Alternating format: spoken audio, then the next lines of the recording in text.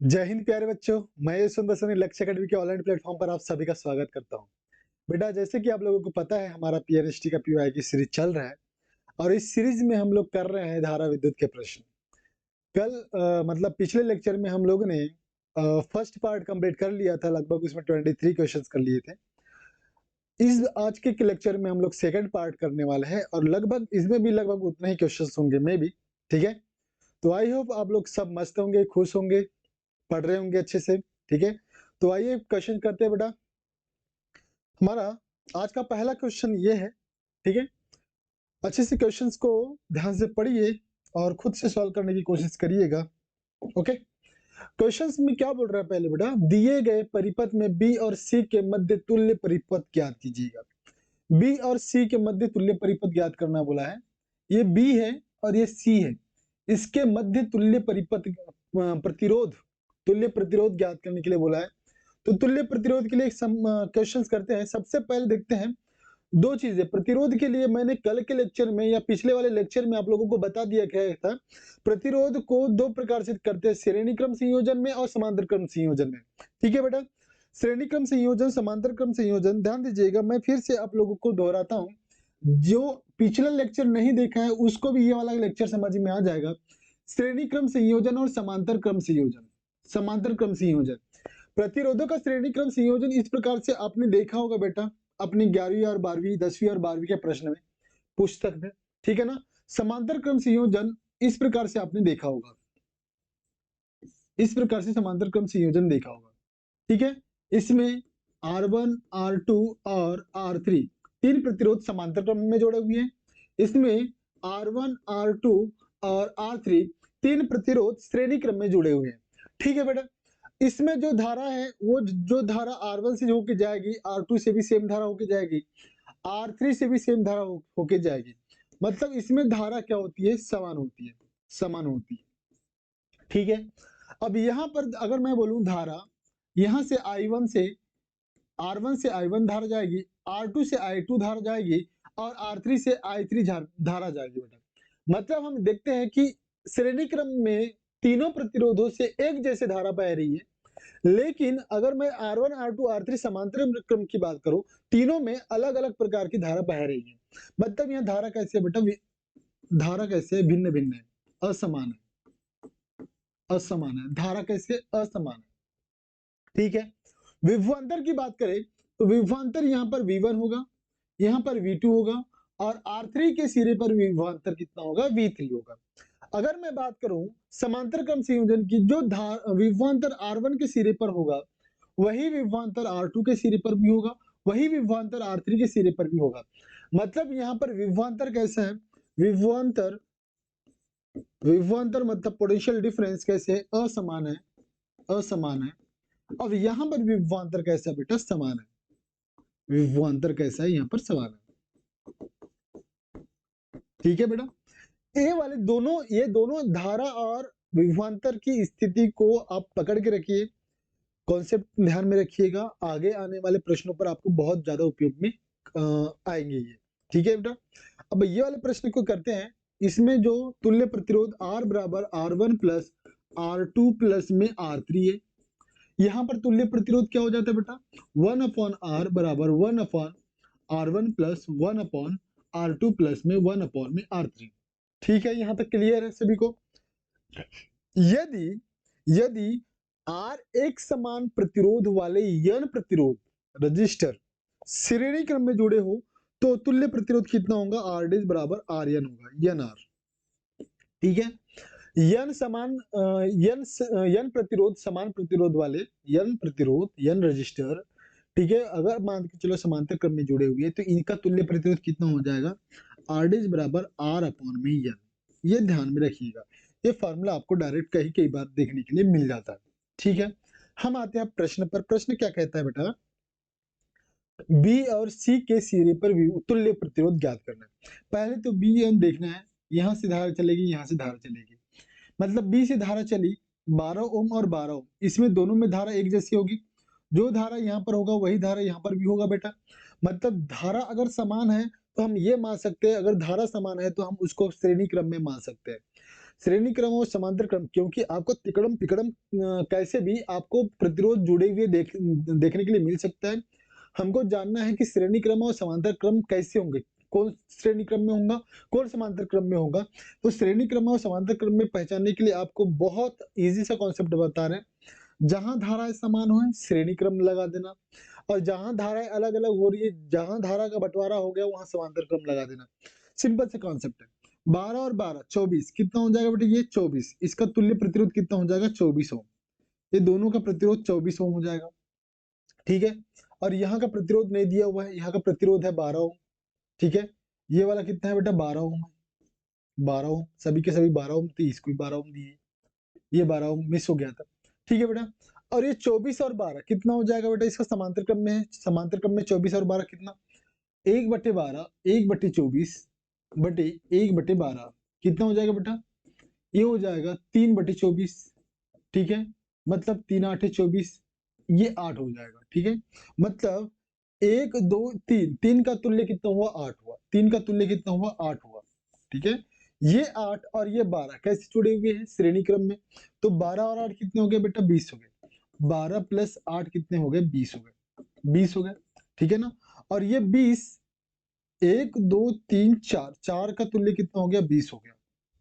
आ रहा है कि नहीं बेटा, समझ में आ रहा है कि नहीं आ रहा। चलो ठीक है, आपके लिए आसान बना देते हैं। पहले मैं सॉर्ट कर देता हूँ। ये 4 का कितना हो गया, चारों का 1 2 3 4 1 2 3 4 1 2 3 4, इसका तुल्य प्रतिरोध कितना मिला बेटा आपको, 20 मिला। अब ये 20 और 12 कैसे है बेटा, 20 और 12 दोनों समांतर क्रम में है, तो 1/20 + 1/12, ठीक है बेटा। कितना आएगा इसका एलसीएम, 60। कितना आएगा इसका एलसीएम बेटा, 60। 20 3 60 और 12 पंजे 60, 5 और 3 8, 8/60, मतलब बेटा 2 6 8, ठीक है, 2 6 8, और ये 30 कर दे, ठीक है, 2 दूनी 4 और 2 15, 15/2 आपका आंसर आएगा, 15/2 आपका आंसर आएगा, 15/2। हाँ, ऑप्शन नंबर ए मैच कर रहा है बेटा, 15/2 आपका आंसर होगा। कई लोगों को नहीं आया होगा, घनघोर बाय वालों को तो बिल्कुल भी नहीं आया होगा, मैंने डायरेक्ट समझाया हो, ठीक है बेटा। बिल्कुल भी फिजिक्स से डरना नहीं है, सूत्र याद रखेंगे, कॉन्सेप्ट याद रखेंगे, बहुत बहुत आसान है फिजिक्स, ठीक है। चलो एक बार हम आपको और करके बता देते हैं, ठीक है, कैसे इसको लाया। तो जिसको आ गया होगा, मैथ्स वालों को जनरली आ गया होगा, फिर भी बता देते हैं, फिर भी बता देते हैं, ठीक है। ध्यान दीजिएगा, बी और सी, ध्यान दीजिए, बी और ये जो है, ये दोनों कैसे है बेटा, श्रेणी क्रम में है। ये दोनों श्रेणी क्रम में पहले कर लो इसको, ये 12 ओम और ये 12 ओम, इसके साथ ये दोनों के साथ में ये 12 ओम कैसे जुड़े हुए बेटा, समांतर क्रम में जुड़े हुए हैं, मतलब ये 12 ओम समांतर क्रम में जोड़ दिए।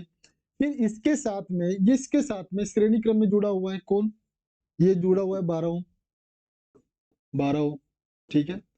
फिर पूरे के साथ में ये 12 ओम समांतर क्रम में जुड़ा हुआ है, 12 ओम, ठीक है। बात आ रही समझ में बेटा, मतलब कैसे करना है इसको मैंने इस वाले रूप में परिवर्तित किया। दोनों एक ही है, दोनों एक ही है, लेकिन दिखने दिखावट में थोड़ा सा अलग लग रहा होगा आप लोगों को, लेकिन दोनों का जो तुल्य प्रतिरोध आपको एक जैसे दिखेगा, ठीक है। ये 12 और 12 कितना हुआ बेटा, ये 12 और 12 कितना हुआ, 24 हुआ, 12 और 12 24 हुआ, ठीक है। ये दोनों का तुल्य प्रतिरोध 24 आया, ठीक है ना। 24 और 12 का तुल्य प्रतिरोध कितना आएगा बेटा, 8 आएगा, ठीक है ना, 8 आएगा, 8 आएगा। ये 8 और 12 का दोनों श्रेणी क्रम में होंगे, दोनों श्रेणी क्रम में होंगे। अरे यार, ये इसको जोड़े ना भी, 24 और 12 को एक करे तो हम लोगों ने फिर पाए 8, और 8 और 12 दोनों श्रेणी क्रम में हो जाएंगे। फिर श्रेणी क्रम में सीधे सीधे जोड़ देना, 12 और 20, और 20 और 12, 20 और 12, ये दोनों को अगर मैं हल करूं, दोनों समांतर क्रम में है, दोनों को हल करूं तो कितना मिलेगा, 15/2 मिलेगा। ये सिंपल सा है बेटा, ठीक है। इस प्रकार से आप लोग हल कर सकते हो। तो इस प्रकार से आई होप ये समझ में आ गया होगा। तो बड़े अगले प्रश्न पर, अगला प्रश्न क्या है हमारा, 4 प्रतिरोध परिपथ में चित्रानुसार दिए हुए दो तो विद्युत धारा का 4 ओम और 6 ओम प्रतिरोध के सापेक्ष मान, ठीक है। 4 ओम और 6 ओम के सापेक्ष किसका मान बोला गया है, हाँ, विद्युत धारा निकालना है, विद्युत धारा। ध्यान दीजिएगा, सबसे पहले तो आपको ये याद रखना है, ठीक है, ये 4 ओम समांतर क्रम में जुड़े हुए हैं। मतलब ये 4 दूनी आपको बताया था, ये यहाँ देखो, ठीक है ना? यदि समांतर क्रम में एक जैसे प्रतिरोध जुड़े हुए हो तो उसका तुल्य प्रतिरोध R/N होगा। ठीक है? R/N मतलब N क्या है? प्रतिरोधों की संख्या, R क्या है? प्रतिरोध का मान। ठीक है? अब यहाँ पर प्रतिरोध का मान 4 है, प्रतिरोध की संख्या 2 है। ठीक है? तो ये दोनों का कितना तुल्य प्रतिरोध निकल जाएगा? ये दोनों का तुल्य प्रतिरोध कितना निकल जाएगा? 4/2। ठीक है ना? और ये 6/2 कितना हो जाएगा बेटा? 3। 6/2 कितना हो जाएगा? 3 ओम। ठीक है ना? तो 2 ओम और 3 ओम के बीच में हमको क्या निकालना है? धारा का मान। तो धारा एक जैसे होगा, आपको बताए थे। और एक चीज ध्यान दो, ठीक है ना? श्रेणी क्रम में धारा कैसी होती है? एक समान होती है। श्रेणी क्रम में धारा कैसी होती है? एक समान होती है। तो जो धारा 2 ओम से होकर निकलेगी, वही धारा 3 ओम से भी होकर निकलेगी। बात आई समझ में? तो जहां बराबर दिख रहे हैं वहीं उड़ा दो। ये अलग अलग है, ये भी अलग अलग है, ये भी अलग अलग है, ये एक जैसे, मतलब ऑप्शन नंबर डी आपका क्या हो जाएगा? करेक्ट। हल करने की आवश्यकता नहीं है यार, हल करने की आवश्यकता नहीं। फिर भी निकाल लेते हैं, फिर भी निकाल लेते हैं। किसी एक में निकालते हैं, किसी एक में निकाले, किसी एक में निकाले। ठीक है? वोल्ट का मान कितना दिया हुआ है? 20 दिया हुआ है। पहले 2 और 3 कितने होते हैं? 5। तो तुल्य प्रतिरोध कितना हो गया? 5 ओम हो गया। ठीक है ना? V का मान कितना दिया है बेटा? 20 दिया हुआ है। ठीक है ना? V का मान 20 दिया है, तो I बराबर क्या हो जाता है? 20/5 हो जाएगा। 20/5, 20/5, V/R, 520 कितना हो जाएगा? 520, 4 एम्पियर, 4 एम्पियर, 4 एम्पियर। तो धारा कितना पहले पूरा पूरा परिपथ में धारा का मान कितना मिल रहा है? 4 एम्पियर, 4 एम्पियर। तो हाँ, 2 एम्पियर तो आना चाहिए वैसे। 4 एम्पियर, 4 एम्पियर आना चाहिए। ठीक है बेटा? तो 4 एम्पियर धारा यहां से निकल रही है। 4 एम्पियर धारा इसमें से भी होके निकलेगी। इसमें से कितनी धारा? अब ये 4 एम्पियर, 4 एम्पियर, यहाँ से 2 एम्पियर जाएगी, यहाँ से 2 एम्पियर। फिर चला 4 एम्पियर यहाँ पर, फिर यहाँ पर 2 एम्पियर और यहाँ पर 2 एम्पियर। बात में ध्यान में आया बेटा? आपका प्रश्न में कितना पूछा? 4 ओम और 6 ओम के सिरों के सापेक्ष, मतलब उनके सिरों से कितने धारा बह रही है। ठीक है ना? तो पूरे परिपथ में कितनी धारा बह रही है? 4 ओम। कुल परिपथ में धारा बह रही है 4 ओम। 4 ओम यहाँ पर जाके बंटवारा होगा, क्योंकि दोनों प्रतिरोध एक जैसे हैं, तो हम मान लेते हैं दोनों प्रतिरोधों पर धारा भी एक जैसी बहेगी। आया ना बोले यार? ठीक है? क्योंकि दोनों पर विभवांतर सेम है ना भाई। जो विभवांतर 4 ओम पे, वही विभवांतर ये भी 4 ओम पे। मतलब दोनों समांतर में बोले हम लोगों ने। विभवांतर कैसा होता है? एक जैसे होता है। ठीक है? वही धारा जो 6 ओम से जाएगी जाएगी, यहीं से भी 6 ओम वही धारा होके जाएगी बेटा। ठीक है? तो 2 ओम 2 ओम आपका आंसर हो जाएगा करेक्ट। ठीक है? तो वैसे देखने की आवश्यकता नहीं है। वैसे देखने की आवश्यकता नहीं, जितनी धारा यहाँ से बहेगी उतनी धारा यहाँ से बहेगी। सिंपल सी बात है। बड़े अगले प्रश्न पर, अगला प्रश्न क्या कहता है? एक कुंडली में धारा को 2 एम्पियर 4 एम्पियर परिवर्तित करने पर 0.5 एम्पियर, तो डेल आई डी आई की का मान कितना उठा? 4 ऋण 2 बराबर 2 एम्पियर। ठीक है? समांतराल मतलब dt बराबर कितना बेटा? 0.5 सेकेंड। इस दौरान 8 वोल्ट का विद्युत वाहक बल उत्पन्न होता है, मतलब E बराबर होता है 8 वोल्ट। ठीक है? स्वप्रेरक गुणांक पता होना चाहिए बेटा। स्वप्रेरक गुणांक आपको पता होना चाहिए। स्वप्रेरक गुणांक E बराबर -L /dt। ठीक है ना? माइनस क्या करता है? विरोधी का काम करता है। माइनस क्या करता है? जो धारा में परिवर्तन की दर है, वो विद्युत वाहक बल का क्या होता है? अपोज करता है, विरोध का काम करता है। वो चिन्ह ऋणात्मक चिन्ह दर्शाता है उसको। ठीक है बेटा? यल निकालना, तो यल बराबर हो जाएगा E dt अपॉन में dl, dt अपॉन में di। E का मान बेटा 8 दशमलव, dt कितना है? 0.5 बटे में डी आई कितना है? 2 है, गुणित दशमलव का 10। ठीक है ना? तो ये हो जाएगा 5 दूनी 10 और 2 दूनी 4 दूनी 8। तो यल का मान कितना निकलेगा बेटा? 2 हेनरी। ठीक है ना? स्वप्रेरण गुणांक का जो मात्रक होता है हेनरी होता है। ऑप्शन नंबर बी आपका क्या हो जाएगा? करेक्ट हो जाएगा। इस प्रकार से आप प्रश्न को आसानी से हल कर सकते हो, यदि सूत्र पता है तो। सूत्र पता है, कॉन्सेप्ट पता है, आप आसानी से हल कर सकते हो। ठीक है ना? चुटकियों में निकाल सकते हो प्रश्न बेटा। आई होप ये प्रश्न समझ में आ जाएगा, आ गया होगा। यदि धारा को 2 गुना कर दिया जाए तो विक्षेपण भी कितना गुना हो जाएगा? विक्षेपण 2 गुना हो जाता है। कौन से वाली कुंडली में? कौन से वाली कुंडली की लिए बात करेंगे? ठीक है ना? एक चलित कुंडल धारामापी, स्पर्श धारामापी, बिल्कुल नहीं, ये तो बिल्कुल नहीं होगा। ठीक है ना, स्पर्श जा वाला है ही नहीं बिल्कुल भी, ठीक है ना, दोनों कुंडली तो है ही नहीं है, नन ऑफ दिस, मतलब आपका जो आंसर करेक्ट होगा एक चलित moving coil galvanometer. Moving coil galvanometer में आप अगर धारा का मान 2 गुना करोगे तो उसका विक्षेपन भी 2 गुना हो जाएगा, इस बात का ध्यान रखिएगा, ठीक है ना। ओके, बड़े अगले प्रश्न पे, क्योंकि क्योंकि क्योंकि जो 5 प्रोपोर्शनल आई हम लोग पढ़ते बेटा, 5 प्रोपोर्शनल आई, मूविंग कॉइल गैल्वेनोमीटर मतलब चल कुंडल धारामापी में, चल कुंडल धारामापी में जो 5 प्रोपोर्शनल होता है, आई होता है। फाई क्या है बेटा, विक्षेपन को दर्शाता है। फाई किसको दर्शाता है, विक्षेपन को, ठीक है ना, कुंडली में जो विक्षेपन मिल रहा है उसको दर्शा रहा है फाई, और आई धारा का मान। अगर इसको मैं 2 गुना करूंगा तो ये भी 2 गुना हो जाएगा बेटा, ठीक है ना, तो बराबर आपका चल कुंडल धारामापी ऑप्शन नंबर 1 करेक्ट हो जाएगा। बड़े अगले प्रश्न पर क्या बोलता है, पोटेंशियोमीटर के प्रयोग में बोलता है 2 सेल विद्युत वाहक बल E1 और E2 श्रेणी में उपयोग लिए जाते हैं, ठीक है, लिए जाते हैं, और तार की तुलनात्मक लंबाई मतलब संतुलन की लंबाई 58 सेंटीमीटर पाया जाता है। यदि ध्रुवता को बदल दिया जाए, तो तुलनात्मक लंबाई 29 सेंटीमीटर हो जाती है। तो सेलों के लिए विद्युत वाहक बलों की क्या, आसान है बेटा, ध्यान दीजिएगा, पोटेंशियोमीटर की बात कर रहे हैं। यदि सेल इस प्रकार से जुड़े हुए हैं, मतलब E1 और E2, ठीक है बेटा, तब जो संतुलन की लंबाई L1 बराबर 58 सेंटीमीटर है, 58 सेंटीमीटर।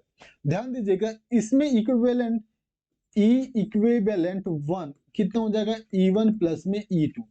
और यदि सेलों का जो ध्रुवता है वो परिवर्तित कर दिया जाए, ठीक है ना, plus minus minus plus, plus minus एक जैसे ध्रुवता थी पहले, ठीक है ना, अब क्या हुआ, इसकी ध्रुवता मतलब E1 तो सेम है, E2 की ध्रुवता क्या कर दिया गया, बदल दिया गया। तो अब आपको देखने के मिलता है जो संतुलन की लंबाई कितनी हो जाती है, 29 सेंटीमीटर। इसमें इक्विवेलेंट ईएमएफ कितना हो जाएगा बेटा, E equivalent 2 is equal to क्या हो जाएगा, E1 माइनस इसकी ध्रुवता बदल दी, इसके जो ध्रुव है टर्मिनल है बदल दिया गया, ये हो जाएगा E1 माइनस में E2 हो जाएगा, ठीक है ना, E2 को बदल दिए हम लोग ने, पहले प्लस था अब माइनस कर दिए। सिंपल है बेटा, सिंपल है। E इक्विवेलेंट 1 E इक्विवेलेंट 2 बराबर में L1 अपॉन में L2, सिंपल है, ठीक है। इसका मान हम लोगों ने E1 प्लस में E2 पढ़ा, इसका मान E1 माइनस E2 पढ़ा, इसका मान 58 पढ़ा, इसका मान 29 पढ़ा, ठीक है, ये मान याद रखें आप लोग, 58 माइनस अपॉन 29, ठीक है ना, सिंपल है। 29 दूनी कितना होता है बेटा, 58 होता है। 2 त्रिया गुना करें तो ये हो जाएगा E1 प्लस में E2, और 2 का इसमें गुना करेंगे 2E1 माइनस 2E2, ठीक है, माइनस वाला इधर लाएंगे क्या हो जाएगा, 3E2 हो जाएगा, 3E2 बराबर ये जाएगा इधर तो ये E1 हो जाएगा, ठीक है ना। E1 अपॉन E2 आपको पूछा गया है, तो E1 अपॉन में 3 अपॉन में 1 और E1 अपॉन में E2, ये आया समझ में बेटा। तो ऑप्शन कौन सा करेक्ट हो जाएगा, मैच करो, जो भी आंसर आता है मैच कर दीजिएगा, 3:1। ऑप्शन नंबर ए आपका मैच हो रहा है बेटा, आ रहा है समझ में। मतलब पूछा क्या गया है, पोटेंशियोमीटर में जो दूसरा वाला सेल है उसकी ध्रुवता बदल दिया जाए तो संतुलन की लंबाई परिवर्तित हो जाती है, कितना हो जाता है, 29 सेंटीमीटर हो जाता है। पहले कितना था, जब दोनों सेलों की जो ध्रुवता मतलब टर्मिनल सेम थे, 58 सेंटीमीटर आपको जो बैलेंसिंग लेंथ है उसका लेंथ मिल गया था, ठीक है, समझ में आ गया बेटा आप सभी को। तो बढ़े अगले प्रश्न पर, अगला प्रश्न क्या कहता है, एक धारावाहक चालक उत्पन्न करता है, क्या करता है बेटा, न चुंबकीय क्षेत्र न ही, बिल्कुल गलत है ये तो, ठीक है ना, दोनों उत्पन्न करता है, विद्युत और चुंबकीय क्षेत्र दोनों उत्पन्न करता है, बिल्कुल सही ऑप्शन है ये, ठीक है ना, ठीक है, मतलब एक धारावाही चालक, अगर एक धारावाही चालक में से विद्युत धारा, एक धारावाही चालक ए और बी, इसमें इसको बैटरी से कनेक्ट करोगे, बैटरी या सेल से कनेक्ट करोगे आप, ठीक है ना, बैटरी और सेल से कनेक्ट करोगे तो देखोगे इसके चारों ओर विद्युत क्षेत्र भी उत्पन्न होगा और चुंबकीय क्षेत्र भी उत्पन्न होगा, ठीक है ना। तो विद्युत क्षेत्र और चुंबकीय क्षेत्र दोनों उत्पन्न करता है एक धारावाही चालक, ध्यान रखिएगा, क्योंकि उसमें जो लगातार धारा बह रही है वो क्या करता है, विद्युत क्षेत्र के साथ साथ में चुंबकीय क्षेत्र भी उत्पन्न करने का काम करता है। सर कैसे पता चला चुंबकीय क्षेत्र उत्पन्न कर रहा है, ठीक है ना, जब हम लोग कंपास नीडल जो कि ये बताता है कि वहां पर पर्टिकुलर जगह में चुंबकीय क्षेत्र उपस्थित है या नहीं, उसकी उपस्थिति को दर्शाता है। उस चुंबकीय सुई को हम लोग लेके चलते हैं एक चालक के पास में, ठीक है ना, और वो अगर उसमें विक्षेपण दिख रहा है, उसका जो नीडल है वो हिल रहा है लेफ्ट राइट में, तो हम ये समझ जाएंगे कि इससे इसके चारों ओर एक चुंबकीय क्षेत्र उत्पन्न हो रहा है। ठीक है, बड़े अगले प्रश्न पर। अगला प्रश्न क्या कहता है, ओके, एक 220 वोल्ट एसी ज्यादा खतरनाक है या 220 वोल्ट डीसी? ठीक है, सिंपल है। अगर मैं डीसी की बात करूंगा तो डीसी इस प्रकार से आप पढ़ते हो, डीसी धारा मतलब ऐसी धारा जिसका समय के साथ इसके दिशा में परिवर्तन नहीं होता, डीसी धारा कहलाता है। डीसी धारा डायरेक्ट करंट। और एसी धारा को अगर मैं लिखूं, ऐसा करंट, ऐसी विद्युत धारा जिसमें समय के साथ साथ दिशा भी परिवर्तित होती रहती है, क्या कहलाती है? डीसी मतलब एसी करंट कहलाती है। क्या कहलाती है? AC current. जब एसी अपने पीक अवस्था पर हो, इसको हम लोग कहते हैं ई नॉट या वी नॉट। ठीक है, तो ध्यान दीजिएगा, हम लोग लिखेंगे ई वी बराबर ई नॉट में अपॉन रूट टू। ये होता है सूत्र एवरेज करंट, मतलब जब ये पीक पर हो। ठीक है, ईवी का मान दिया हुआ है कितना? ई नॉट बराबर में ई नॉट अगर पूछता है तो ये हो जाएगा रूट टू ईवी। ईवी कितना दिया हुआ है बेटा? 220, तो ये हो जाएगा रूट टू मल्टीप्लाई 220। ठीक है, लेकिन डीसी सेम रहेगा, डीसी का ईवी और ई नॉट सेम है, ध्यान दीजिएगा।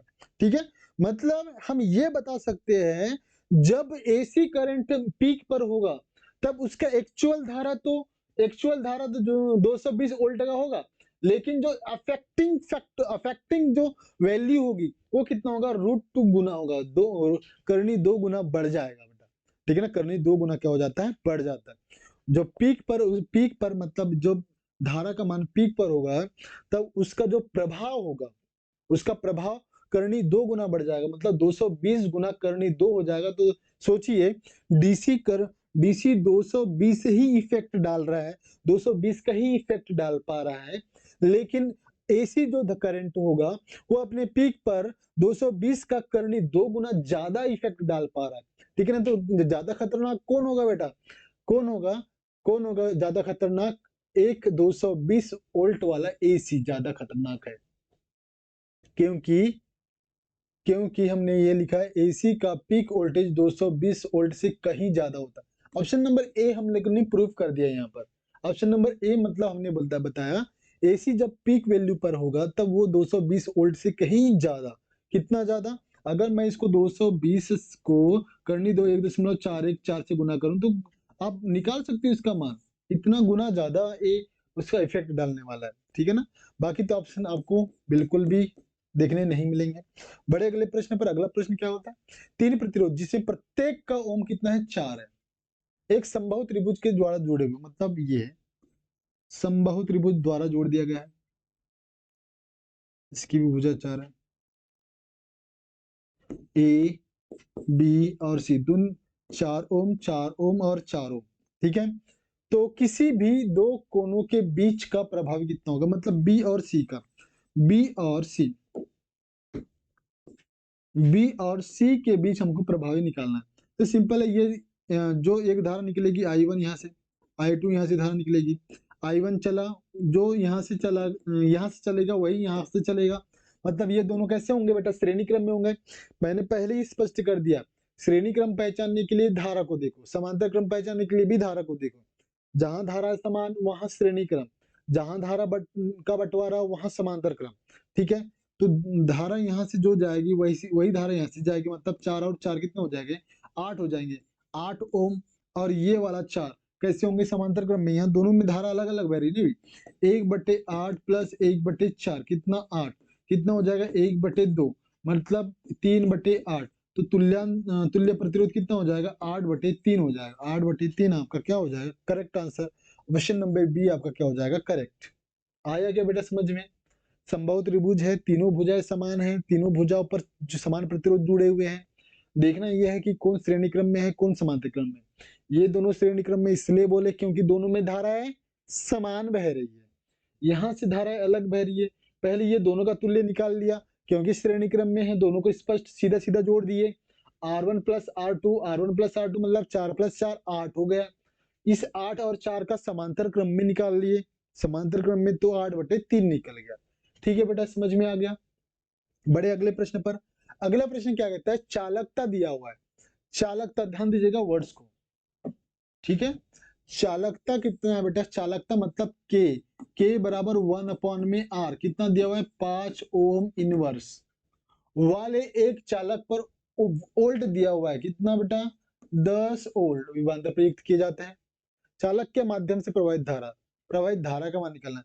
तो I बराबर V अपॉन में R होता है, मतलब V इंटू के लिख सकता हूँ, V अपॉन में R को V इंटू के लिख सकता हूँ। 10 गुणित 5 मतलब 50, सीधा सीधा 50 50 50 तोला 50 तोला। ऑप्शन नंबर सी आपका क्या हो जाएगा, करेक्ट हो जाएगा। ठीक है, आ रही है। बड़े अगले प्रश्न पर बेटा, यदि 50 हर्ट्ज की एक प्रत्यावर्ती धारा एक संवाहक तार से होकर बह रही है, तो एक सेकंड में धारा कितनी बार शून्य होती है। ध्यान दीजिएगा, एक सेकंड में जो आवृत्ति हम बात करें, आवृत्ति बराबर 50 हर्ट्ज, ठीक है। मतलब एक सेकंड में कितनी बार, एक चक्कर में एक साइकिल में कितनी बार शून्य हो रही है, 1 शून्य और 2 शून्य। ठीक है, ध्यान दीजिएगा, धारा एक साइकिल जब पूरा करता है तो कितनी बार शून्य होती है, 2 बार शून्य होती है। 1 बार शून्य हो रही है, 2 बार शून्य हो रही है, ठीक है ना। तो एक साइकिल में एक चक्कर में कितनी बार शून्य हो रही है, दो बार शून्य हो रही है।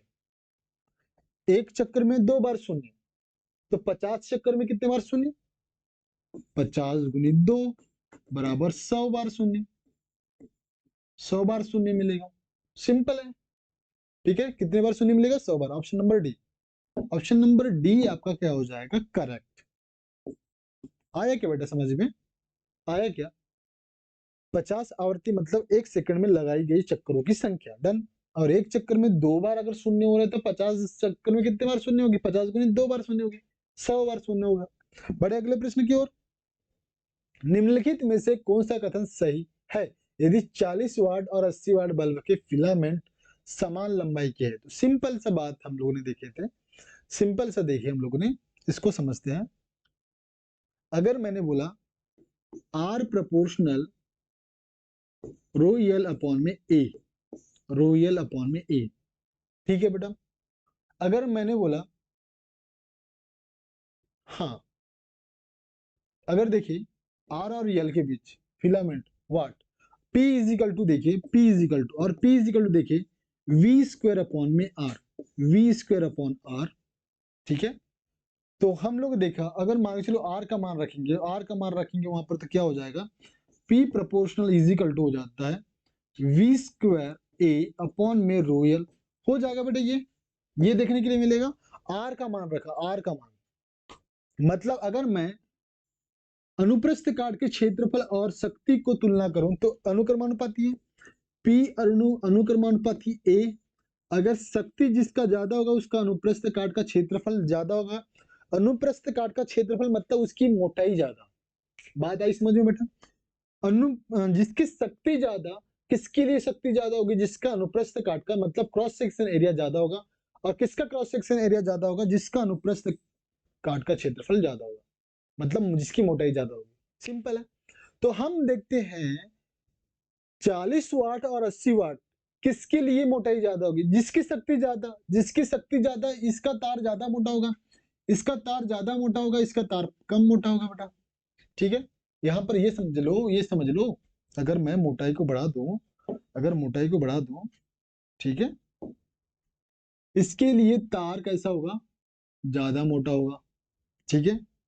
और इसके लिए तार कम मोटा होगा, होगा, ये होगा। ये समझ में आया बेटा, ये समझ में आ गया, ठीक है। मतलब 80 वाट के लिए जो फिलामेंट यूज करेंगे वो मोटा वाला करेंगे, 40 वाट के लिए जो फिलामेंट यूज करेंगे वो पतला वाला करेंगे। सिंपल है, ऑप्शन चले, 80 वाट वाला फिलामेंट अधिक मोटा होगा, सिंपल है, ऑप्शन नंबर ए ही हमको पकड़ में आ जाता है। 40 वाला फिर नहीं, गलत है, गलत है, गलत है, गलत है, गलत है, ठीक है ना। ऑप्शन नंबर ए आपका करेक्ट हो जाएगा। आई के बेटा समझ में, ठीक है, ओके। बड़े अगले प्रश्न पर, अगला प्रश्न क्या कहता है, एक अमीटर 1 एम्पियर तक पढ़ता है, इसका आंतरिक प्रतिरोध 0.8 ओम है। सीमा को 10 एम्पियर तक बढ़ाने के लिए आवश्यक शंट प्रतिरोध कितना होगा? बोला गया है कि अमीटर है, अमीटर में से धारा अगर बह रही है तो 1 एम्पियर का धारा ये पढ़ पा रहा है, ठीक है ना, जबकि इसका आंतरिक प्रतिरोध कितना 0.81 ओम, ठीक है। यदि मैं परिपथ में 10 एम्पियर का धारा प्रवाहित करूं, परिपथ में अगर 10 एम्पियर का प्रवाहित करूं, ध्यान दीजिएगा इस अमीटर की कैपेसिटी तो 1 एम्पियर पढ़ने की है, बचा हुआ धारा हम इधर में से निकाल देते हैं संट में से, जिसको क्या कहते हैं संट कहते हैं, जिसको क्या कहते हैं संट। संट को यस से रिप्रेजेंट करते हैं। संट का प्रतिरोध मैं क्या बोल रहा हूँ, संट का प्रतिरोध हम लोग आर से दर्शा रहे हैं, ठीक है, क्योंकि दोनों कैसे जुड़े हुए समांतर क्रम में, दोनों समांतर क्रम में जुड़े हुए हैं। यदि 10 एम्पियर में 1 एम्पियर इधर जा रहा है तो बचा हुआ 9 एम्पियर किस में जाएगा, 9 एम्पियर किस में से जाएगा बेटा, इस संट में से होकर जाएगा। संट क्या है, एक निम्न प्रतिरोध वाला तार जो कि अमीटर या गैलोमीटर के साथ में समांतर क्रम में जोड़ा जाता है, ठीक है, उसको कहते हैं हम लोग संट कहते हैं, ठीक है। दोनों का विभवांतर जो विभवांतर यहाँ होगा वही विभवांतर यहाँ का, दोनों का विभवांतर समान होगा। इसका विभवांतर मतलब आई इंटू में आर बराबर, इसका विभवांतर आई मतलब 9 इंटू में आर, ठीक है, कैंसिल करेंगे 9 9 81 0.9। आर का मान कितना होना चाहिए बेटा, इसका प्रतिरोध कितना होना चाहिए 0.9 ओम होना चाहिए, 0.9 ओम होना चाहिए। ऑप्शन नंबर बी आपका क्या हो जाएगा, करेक्ट हो जाएगा, ठीक है। ये प्रश्न आया समझ में बेटा। बड़े अगले प्रश्न पर, अगला प्रश्न क्या कहता है, प्रतिरोध R ओम वाले एक तार को 10 बराबर भागों में काटा जाता है, फिर इन्हें समांतर में जोड़ा जाता है, नया प्रतिरोध कितना होगा, ध्यान दीजिएगा। एक तार है, ठीक है, एक तार लिए हम लोगों ने,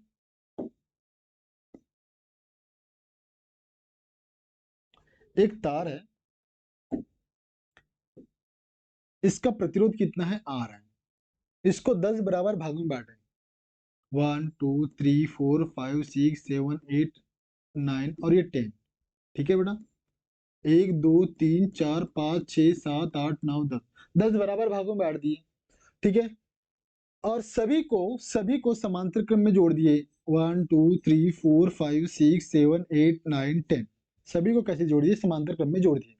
तो तुल्य प्रतिरोध कितना हो जाएगा, सबसे पहले तो R बटे एक भाग का जो तुल्य प्रतिरोध कितना होगा, एक भाग का प्रतिरोध कितना होगा 10 होगा, ध्यान दीजिएगा यार, R को, ठीक है, R को मतलब 10 बराबर भागों में बांटे, 10 बराबर भागों में बांटे, तो एक का कितना हो जाएगा बेटा, R बटे 10 हो जाएगा, एक का प्रतिरोध कितना हो जाएगा R बटे 10। अब समांतर क्रम के लिए आपको पता है, समांतर क्रम के लिए यदि सभी का प्रतिरोध एक जैसे है, R बटे 10 R बटे 10 R बटे 10, सभी को समांतर क्रम में जोड़ दिए, तो क्या हो जाएगा, R अपॉन में n, R तुल्य प्रतिरोध कितना है R बटे, अरे यार ये हो जाएगा R डिस, ये हो जाएगा R डिस, है ना, R डिस एक का प्रतिरोध, अगर मैं बोला R डिस अपॉन में क्या हो जाएगा n, तो n मतलब प्रतिरोधों की संख्या कितनी है 10 है, R डिस R अपॉन में 10 मल्टीप्लाई में 10, 10 दूनी 10 दहम 100, R बटे में 100,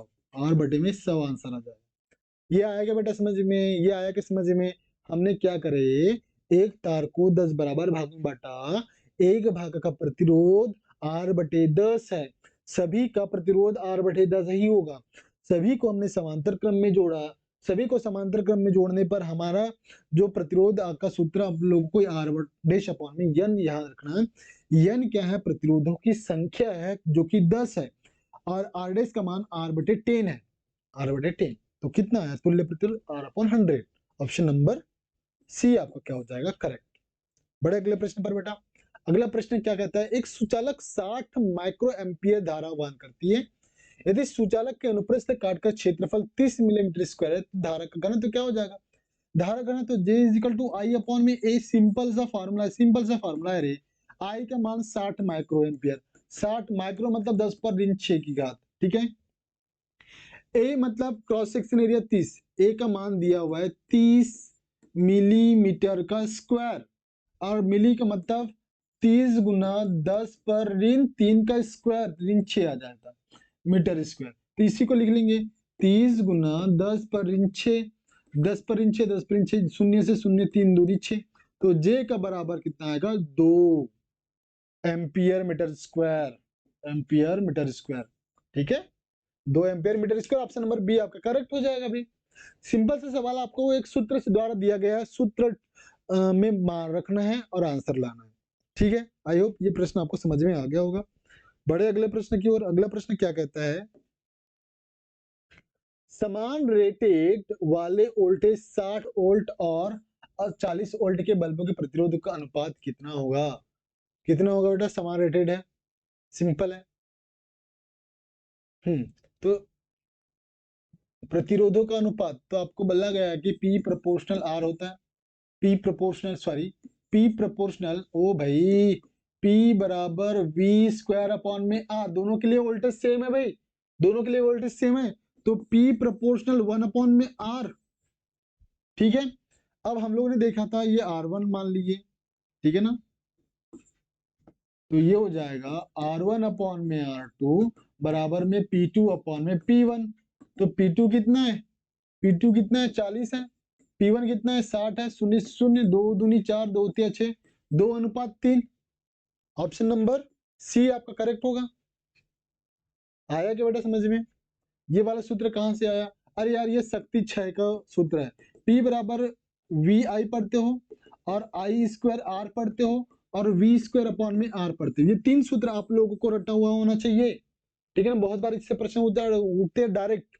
ठीक है, और इसी संबंध दोनों के बीच व्युत्क्रमानुपाती का संबंध है, P और R के बीच का व्युत्क्रमानुपाती का संबंध है। हमने R1 अपॉन R2 निकाला क्योंकि व्युत्क्रमानुपाती का संबंध है। R1 के लिए P2 ऊपर होगा, R2 के लिए P1 नीचे होगा।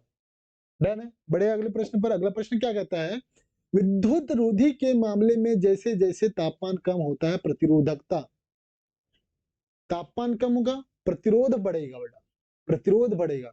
ध्यान दीजिए, तापमान कम होगा प्रतिरोध बढ़ेगा। ठीक है, किसी विद्युत रोधी के लिए तापमान कम होगा।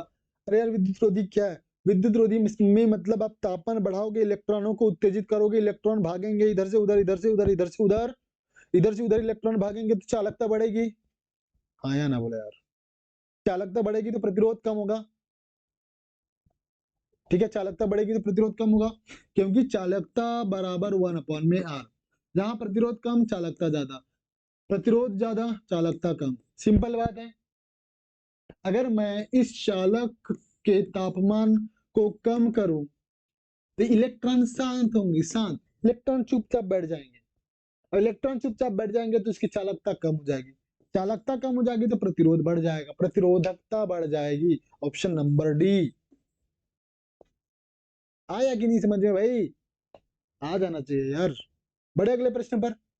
चित्र में दिखाए गए नेटवर्क के बिंदुओं ए और डी के बीच समतुल्य प्रतिरोध, ए और डी के बीच समतुल्य प्रतिरोध, तो चले पहले इधर से, ये 2 और 2, इसमें से जो धारा जाएगी वही धारा इस वाले 80 20 में जो धारा जाएगी, सी में भी 80 में भी वही धारा जाएगी। डायरेक्ट उड़ाना है, डायरेक्ट उड़ाना है भाई, एक एक एक एक एक एक एक एक नहीं लिखना है, डायरेक्ट उड़ाते चलो।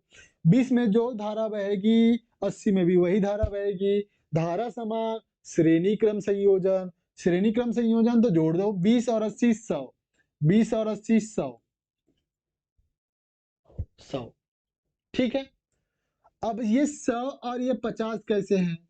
100 और 50 कैसे? समांतर क्रम में सर। समांतर क्रम में क्यों? क्योंकि इधर से धारा इधर से धारा अलग अलग जा रही है। धारा समान, समांतर क्रम, समांतर क्रम मतलब 1/R1 plus 1/R2 plus 1/R3, 1/50 plus 1/100, कितना बड़ी? 100, 50 दूनी 100 और ये 1, 3/100, मतलब तुल्य प्रतिरोध R डैश बराबर 100/3। ठीक है बेटा, इसका 1 2 3 का आया 100/3, 1 2 3, 1 2 3। अब इधर कुछ भी नहीं है, इधर कुछ भी नहीं है, ये सब हटा दो, ये सब का समतुल्य निकाल लिए, कितना? 100/3, 1 2 3, सीधा सीधा 1 2 3 1 2 3, कितना?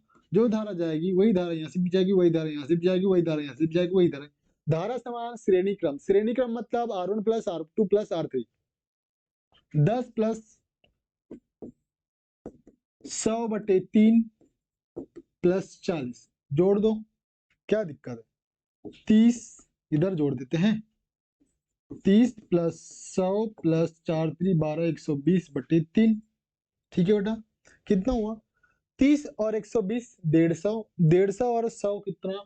250, 250 250/3, 250/3 मतलब 83.33 ओम।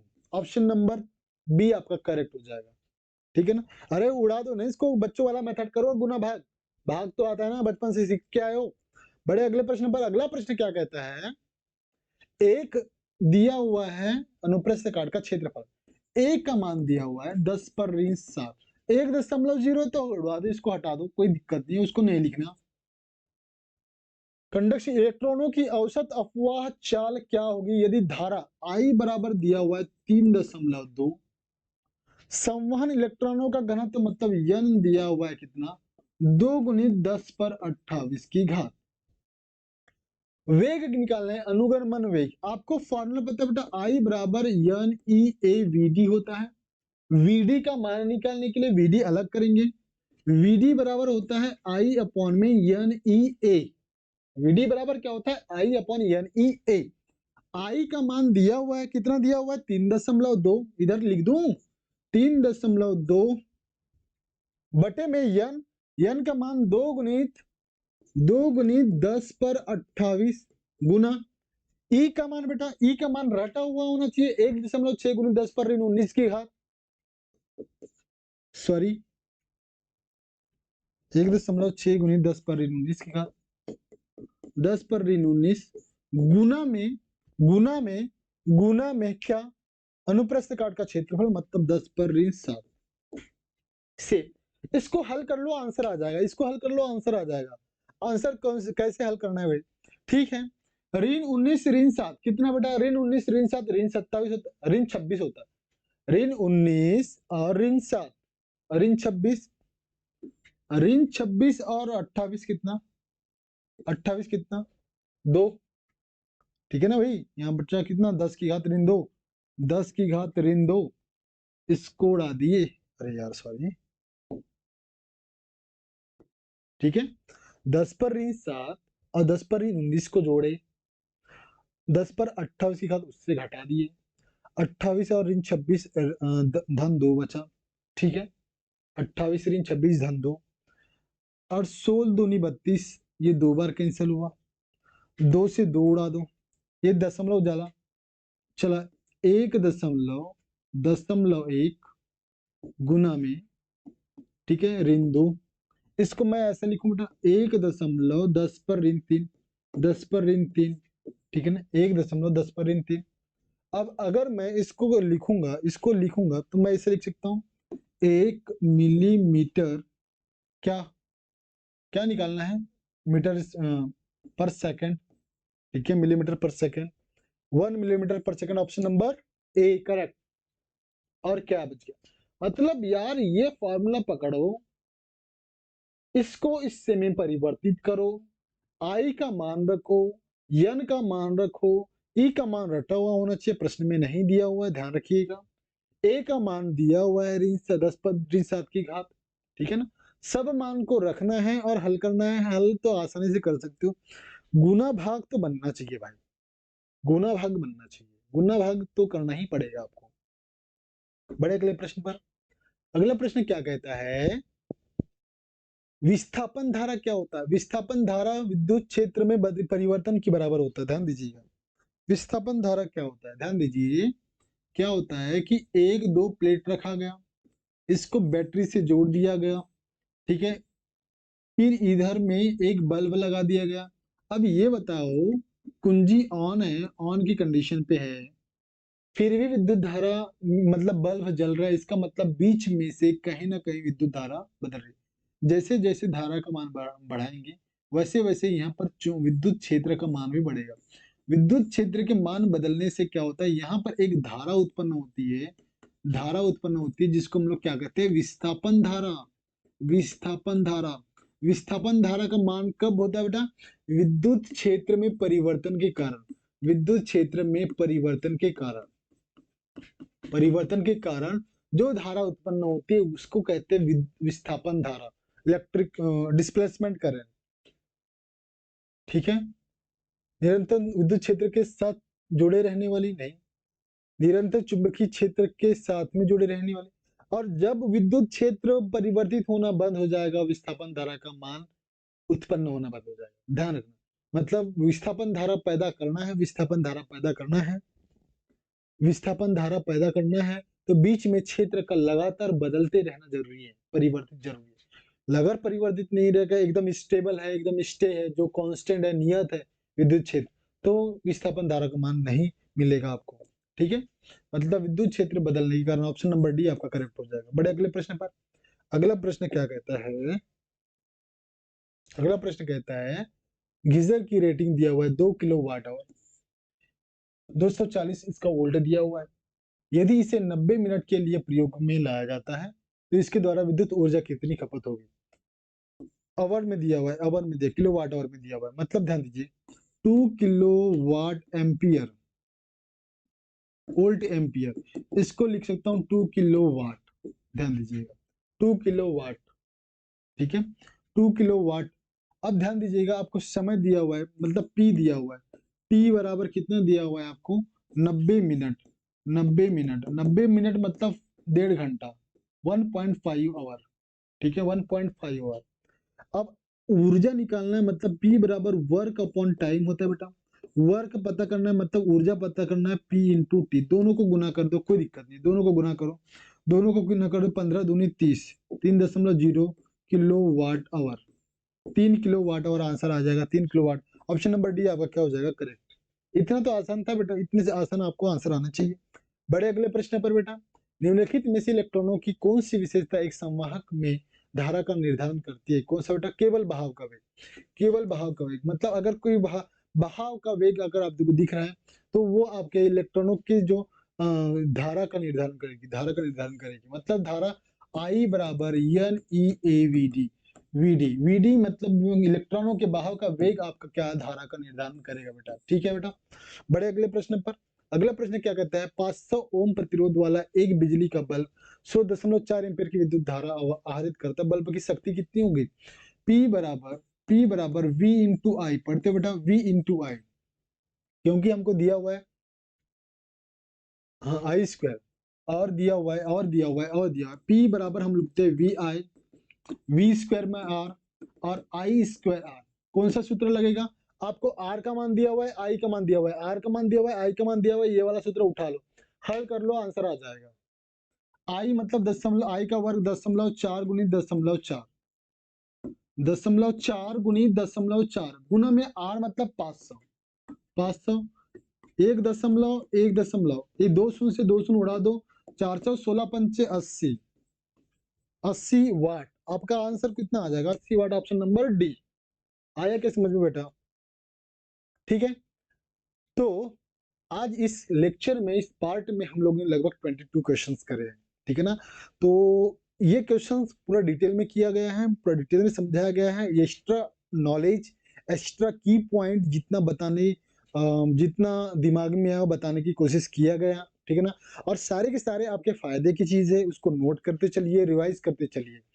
तो ठीक है, आज के लेक्चर में इतना ही बस। ठीक है, पढ़ते रहिए, खुश रहिए, मंगल रहिए। ठीक है ना, और रिवाइज करते रहिए। मिलते हैं नेक्स्ट लेक्चर में नेक्स्ट पार्ट के साथ। धन्यवाद, थैंक यू।